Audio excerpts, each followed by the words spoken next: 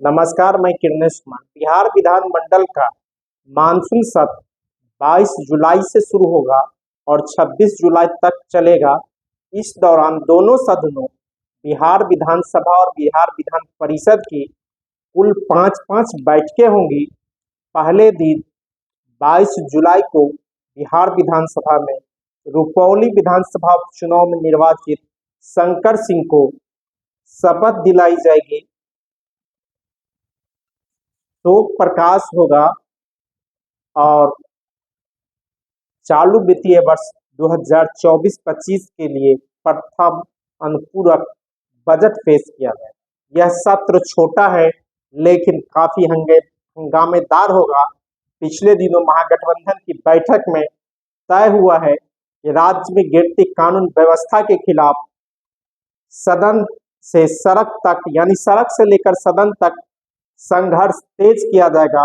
पूरे बिहार में महागठबंधन में शामिल पार्टियों राजद, कांग्रेस, सीपीआई, सीपीएम, सीपीआईएमएल और वीआईपी के द्वारा जहां 20 मार्च को प्रतिरोध मार्च निकाला गया पूरे बिहार में, वहीं अब 22 जुलाई से शुरू हो रहे बिहार विधानमंडल के सत्र में भी महागठबंधन के विधायक और विधान पार्षदों के द्वारा भी सदन में राज्य में गिरती कानून व्यवस्था के खिलाफ आवाज बुलंद किया जाएगा।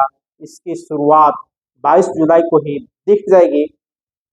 हालांकि इसके साथ साथ कई और महत्वपूर्ण चर्चे भी होंगे। यह सत्र 18वीं लोकसभा चुनाव के बाद हो रहा है। महागठबंधन को मन मुताबिक सीटें बिहार में नहीं आई है, लेकिन 2019 के लोकसभा चुनाव की तुलना में बिहार में महागठबंधन की 8 सीटें बढ़ गई है।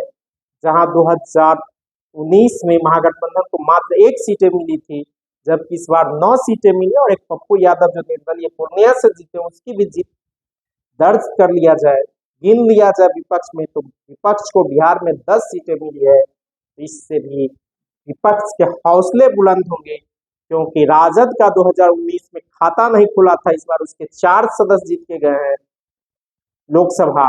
तो यह सत्र छोटा है लेकिन हंगामेदार होगा। इस बार 2019 के तुलना में भाजपा के 5 सांसद घट गए हैं, जदयू के 4 घट गए हैं, तो उसके कुछ हौसले भी टूटे होंगे। हालांकि केंद्र में सरकार तो जरूर बन गई है एनडीए की, लेकिन बिहार में भी हार करारा हार एक तरह से कहा जाए ये लगा है।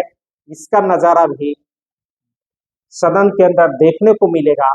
साथ ही साथ जब 12 फरवरी को बिहार विधानसभा में अविश्वास प्रस्ताव पर चर्चा हो रही थी, उस दौरान विपक्षी 7 विधायकों ने जो पाला बदला है, राजद के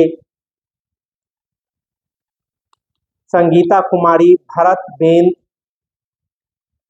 प्रहलाद यादव, नीलम देवी,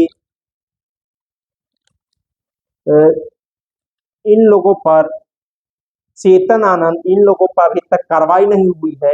लेकिन वही बजट सत्र के दौरान कांग्रेस के मुरारी गौतम और सिद्धार्थ सौरभ ने भी पाला बदल के सत्ताधारी दल के साथ बैठ गया था, उस पर भी अभी तक कार्रवाई नहीं है। इसकी सीटें भी विधानसभा अध्यक्ष विपक्ष के साथ हम ही आवंटित करेंगे, लेकिन वे लोग सत्ता पक्ष के साथ बैठते हैं। इन विधायकों को मुख्यमंत्री नीतीश कुमार ने उप मंत्री का दर्जा देकर सम्मानित तो कर चुके हैं, लेकिन इसकी कार्रवाई पर भी सदन में विपक्ष हंगामा करेगा और कहीं न कहीं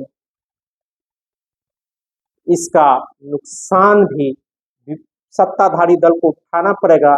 यूं कहा जाए कि मानसून सत्र छोटा ही है लेकिन काफी हंगामेदार होगा। धन्यवाद। मैं किरणेश कुमार।